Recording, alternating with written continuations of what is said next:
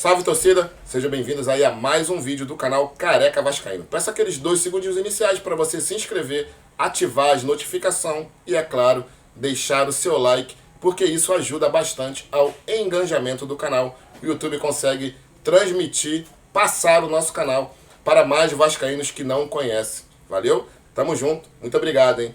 Galera, vamos falar rápido sobre a matéria da Globo ontem. Que matéria, cara! Vasco apresenta no primeiro semestre da gestão cagado um superávit de 18 milhões de reais. Isso tá de sacanagem, né, cara? Essa gestão tá de sacanagem. Acha que a gente é o quê? Idiota? Não, e ainda diz que o Vasco tá devendo aí 26 milhões ao Jorge Cagado. De quê? Foi pra onde esses 26 milhões? Porque o Vasco vendeu o Natan. O Vasco vendeu agora, o menino deu de graça o Arthur. O Vasco vendeu o Thales. 40 e poucos milhões entrou nos cofres do Vasco. O Vasco não paga ninguém. Só paga salário. Mesmo assim já está 2 meses devendo salário. Foi para onde esse dinheiro todo, cara? Boa pergunta, né? Mas a gente vai ver essa reportagem aí. A gente vai ver como que o Vasco teve esse superávit aí. Roda aí. Bom, vamos lá, galera. Vasco apresenta superávit no primeiro semestre e revela dívida de 26 milhões com Salgado. A 90 minutos do início do jogo entre Vasco e Brasil de Pelotas pela Série B, o clube divulgou balanço patrimonial referente ao primeiro semestre de 2021. O fator mais relevante foi superávit registrado de 18 milhões. Tem um detalhamento no final da matéria, mas eu não vou nem colocar porque não dá para entender. A venda de Thales Magno ao Grupo City em maio, que rendeu 42 milhões, 32 milhões foram líquidos que entraram nos cofres do clube. Mas a dívida aqui com o presidente Jorge Salgado, que antes era 8 milhões, foram para 26,6 milhões, isso é o que eles dizem. Eu só não sei para onde foi esse dinheiro todo, porque entrou 32 milhões da venda do Thales líquido nos cofres. O Salgado emprestou mais 18, né? Porque 8 ele já tinha emprestado. Pô, vendemos o Natan, vendemos agora o jovem Arthur, demos de graça ao Arthur. Entra dinheiro com patrocínio. Entra dinheiro com loteria, entra dinheiro de sócio torcedor. Pra onde tá indo esse dinheiro, cara? Eles não estão pagando ninguém, o Vasco tá com 2 meses já de salário atrasado. Eu não sei o que eles fazem com esse dinheiro, não. Eu não sei. Mas essa matéria diz aí que o Vasco teve um superávit de 18 milhões. 18, galera. Mas eu vou mostrar pra vocês, vou fazer uma comparação pra gente ver como que o Vasco conseguiu ter esse superávit aí de 18 milhões. Era pra ser até mais, né? Mas vamos lá. Bom, galera, vamos lá. Vou dar um exemplo aqui pra vocês do Vin Diesel. Claro que o Vin Diesel gordo e barrigudo e fumando, pra se parecer bem comigo. Vamos lá. Então o Vin Diesel tem um carrão aí do ano, despesa, tá? Ele paga IPVA e etc, etc. Ele tem uma casa aí gigantesca, custando aí milhões essa casa. Então ele tem que pagar IPTU, funcionário, etc, coisa e tal. E ele tem também um cartão de crédito Diners Club, sem limite, aquele cartão que tu passa e depois chora. Então, essas despesas todas, digamos, tá, galera? Digamos que todas essas despesas aí do Vin Diesel gerou um custo para ele aí de 10 milhões de dólares para ele pagar no mês, né? E ele tem um salário, trabalhou pouco, ele tem um salário aí no mês de 10 milhões de dólares também. Se ele pagar as despesas, ele não vai ter nada aí, a não ser o que ele já tem guardado.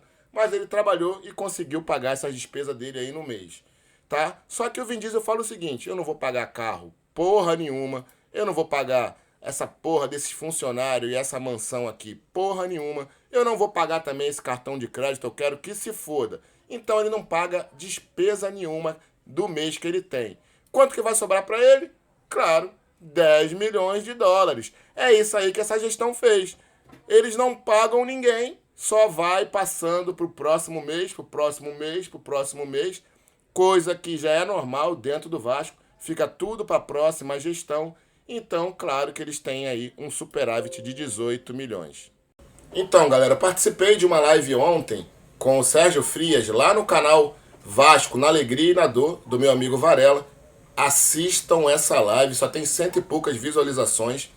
Ele é um canal novo, tá começando agora, mas vai lá, galera. Pesquisa aí no YouTube Vasco na Alegria e na Dor, que vocês vão ver essa live completa, uma live excelente com o Sérgio Frias. Eu peguei um trechinho, vamos colocar aqui pra gente ver o Sérgio Frias falando um pouquinho sobre a venda do Arthur Salles, falando sobre esse dinheiro aí que ninguém sabe quanto é, na verdade, que o Salgado diz que o Salgado emprestou.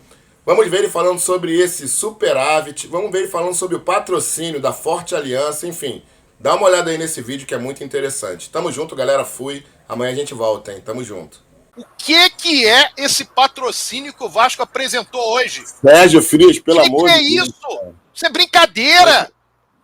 Isso é brincadeira! Isso é brincadeira! Isso é olhar pra cara do torcedor e falar, torcedor, você é um idiota. O que é isso? Ah, por quê? É uma empresa que cada um que for adquirir alguma coisa ali, o Vasco vai receber tanto. E daí? Aí você já põe na camisa? Você já põe a marca da empresa na tua camisa? É assim que você está valorizando a marca? Como é que você vai brigar para ter um patrocínio, como nós tivemos, por exemplo, no último triênio, de 2015 a 2017, de 11 milhões e meio ano? Se é assim que você está vendendo a tua camisa. Essa empresa tem 1 ano, Sérgio, 1 ano de vida. Sim, e qual foi o planejamento para isso? Houve algum evento? Houve nada. Simplesmente, estamos aqui, a cada torcedor do Vasco que investir nisso aí, ou que comprar aquilo, o Vasco vai ganhar tanto. Como que diz assim? Vai lá, torcida. Resolve tudo agora aí para mim, porque eu não tenho condição de resolver. Tá errado. Essa forma de fazer as coisas está completamente errada. Aí veio a história que nós batemos aí com relação ao pagamento. O pagamento era para ser sido feito ontem, das verbas decisórias.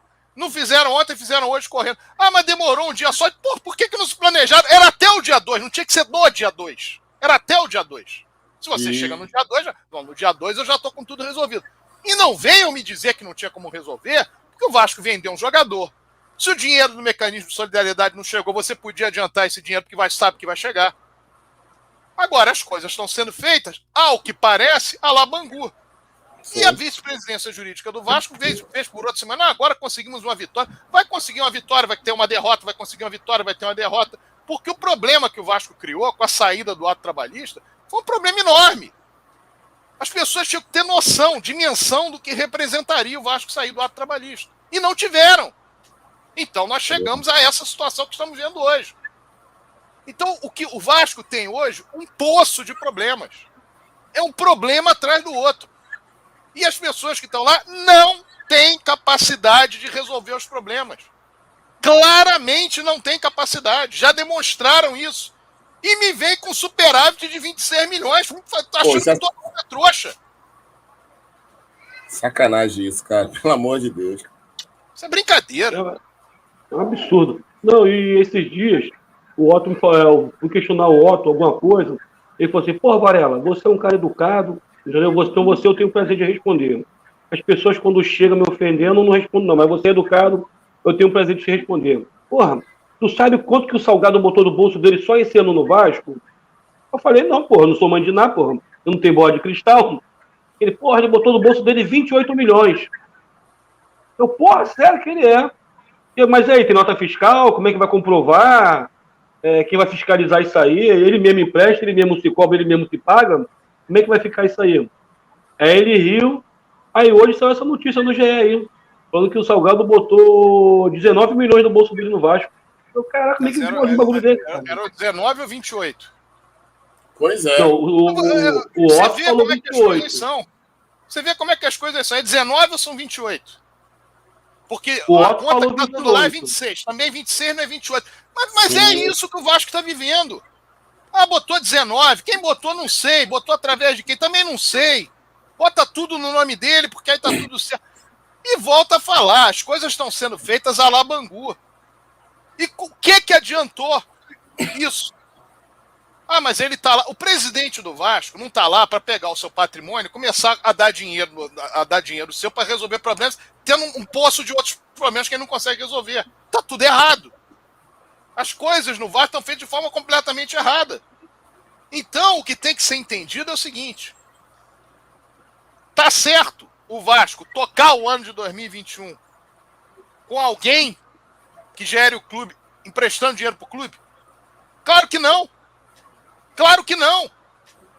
Não é mérito nenhum isso. Ah, mas ele está se dedicando, Sérgio, para fazer. Claro, ele participou de um golpe. Se ele não tivesse participado de um golpe, não precisava fazer nada disso. Ele tinha as possibilidades de investidores, perdeu. ele tinha a possibilidade de engajamento da torcida, perdeu, ele tinha a possibilidade de conseguir patrocínios, conseguir parceiro, perdeu. E pior, agora tá botando, e aí uma hora, volta a falar, vocês lembram, teve uma reunião de Conselho Deliberativo. Essa reunião de Conselho Deliberativo foi falado que tinham 30 milhões que o Vasco havia pego emprestado. 3 dias depois, apareceu no Esportes News, uns 2 ou 3 dias depois, que o Salgado era o novo Paulo Nobre, que tinha botado 60 milhões. Sim. Os números batem? Não. Aí aparece uma figura como essa para dizer, foram 28 milhões. Aí aparece agora 19 milhões. O que parece isso? A casa da mãe Joana. Quem é que está emprestando? É ele? São outros? Ele está assumindo a frente? Há empresários que estão colocando? E a título de quê? O que está acontecendo? E esse dinheiro não é fiscalizado não, Sérgio? Deveria o Conselho Fiscal se manifestar. O que vocês veem do Conselho Fiscal falar no Vasco? É claro, o Conselho Fiscal tem 2 pessoas de dentro da situação. E uma outra que foi partícipe do golpe, no sentido de que é de um grupo partícipe do golpe. Então, o que tem que ser dito? Foram tantos milhões que entraram, tantos que entraram. Não, mas a hora é 30, hora é 60, hora é 28, hora são 19 mais 7, aparece. E tá tudo certo. E as coisas vão tocando dessa maneira. Enquanto tiver trouxa para enganar, nós vamos enganar. Então, eu sou daqueles que falo sistematicamente a mesma coisa. Que a pessoa que empresta dinheiro do Vasco tem que receber de volta. Vou falar isso o resto da minha vida. É isso realmente que tem que acontecer. Agora, o que nós temos que entender é que isso não é a solução. O Vasco está sem solução. O Vasco hoje vive de empréstimos de pessoas físicas, empréstimos de pessoas que, evidentemente, vão querer ter o retorno daquilo, e as receitas mesmo, elas vêm de uma maneira assustadora. O que o Vasco fez com relação ao Arthur Salles é um crime, lesa Vasco. É um crime, lesa Vasco. 2 milhões de euros, você já teve uma proposta de 400 mil dólares, depois teve uma proposta de 1,5 milhão. O atleta não atuou uma partida como titular do Vasco ainda. Sim. E você vende por 2 milhões de euros. Uma coisa é você pegar um atleta que já atuou em cima, que já foi titular, já foi reserva, já tem um tempo, já tem uma rodagem e tal. Aí, olha, o mercado está me dizendo aqui que ele pode valer 3, eu vendo por 2,5, pode valer 2, eu vendo por... Ok. Agora, um atleta como esse, é evidente que a tendência dele natural era valorizar ao longo do tempo. Crescer. Essa era a tendência natural. Então, quando você faz uma venda dessa... mas sabe o que é? Eu estou fazendo essa venda porque eu tenho que, no dia 2, pagar as rescisões. Porque você foi incompetente. Porque mandou embora, então. Então, olha quanto você perdeu para fazer aquela economia burra. Olha quanto você perdeu para fazer economia burra. A economia da planilha, burra. Isso. 186 funcionários. Se estivessem lá hoje, você não estava fora do ato trabalhista, você não precisava vender esse jogador. Você tinha outra. Mas você fez a economia burra. Você foi lá porque você olhou o planilheiro falou: olha, faz isso, faz aquilo.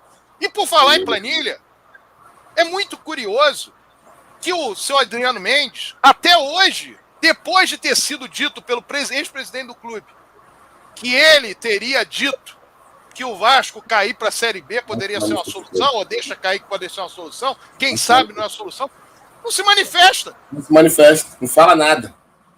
Porque eu vou entrar, porque eu vou fazer, porque eu vou entrar com uma ação. Tem que se manifestar para o público. Tem que dizer, é verdade, não é? Entenderam errado, foi uma frase descontextualizada. Porque uma coisa eu sei. Desde lá de trás, quando o Vasco caiu em 2008, tinha muita gente rindo de estar caindo. Porque eu vi. Eu vi.